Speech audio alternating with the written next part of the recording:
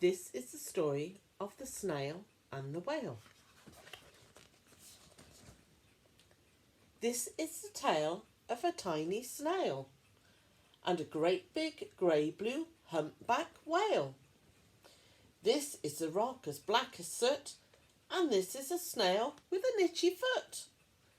The sea snail slithered all over the rock and gazed at the sea and the ships in the dock. And as she gazed, she sniffled and sighed, "This sea is deep and the world is wide. How I long to sail," said the tiny snail.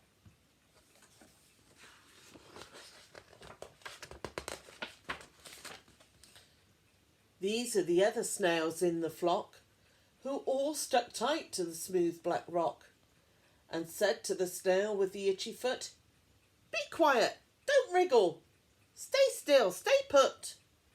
But the tiny sea snail sighed and sniffed, then cried, "I've got it, I'll hitch a lift." This is the trail of the tiny snail, a silvery trail, and looped and curled, and said, "Lift wanted around the world."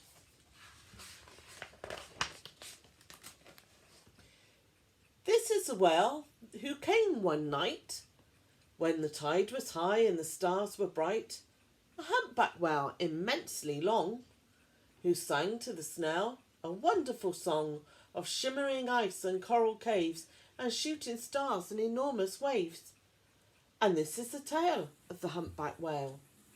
He held it out on the starlit sea and said to the snail, "Come sail with me."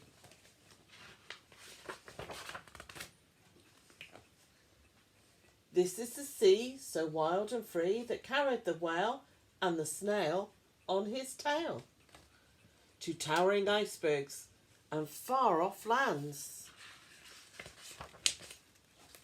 with fiery mountains and golden sands.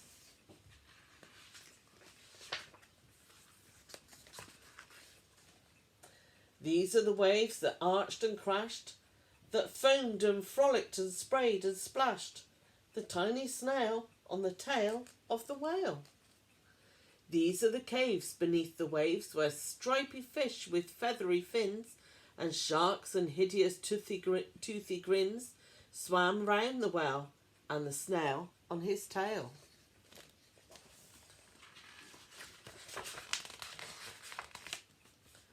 This is the sky, so vast and high, sometimes sunny and blue and warm, sometimes filled with a thunderstorm, with zigzag lightning flashing and frightening the tiny snail on the tail of the whale.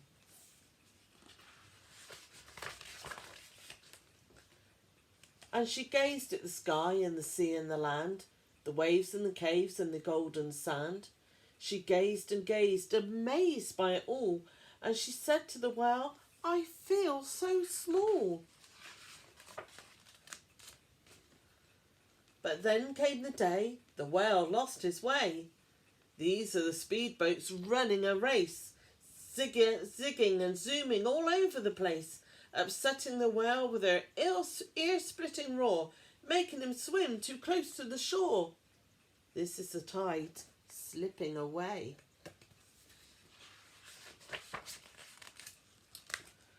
And this is the whale lying beached in the bay. "Quick off, sand, back to sea," cried the snail. "I can't move on land, I'm too big," moaned the whale. The snail felt helpless and terribly small. "Then I've got it," she cried, and started to crawl. "I must not fail," said the tiny snail. This is the bell at the school in the bay, ringing the children in from their play. This is the teacher holding her chalk, telling the children, "Sit straight, don't talk." This is the board as black as the soot, and this is the snail with the itchy foot. A snail, the teacher turns pale, looks at the children, it's leaving a trail. This is the trail of the tiny snail, a silvery trail saying, "Save the whale." These are the children running from school, fetching the fireman, digging a pool, squirting and spraying to keep the well cool. This is the tide coming into the bay, and these are the villagers shouting hooray as the whale and the snail travel safely away. Back to the dock and the flock on the rock, who said, "How time's flown, and haven't you grown?"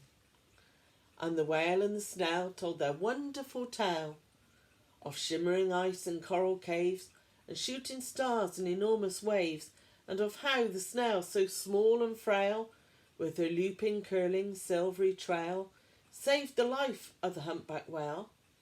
Then the humpback whale had out his tail and uncrolled the snail after snail after snail.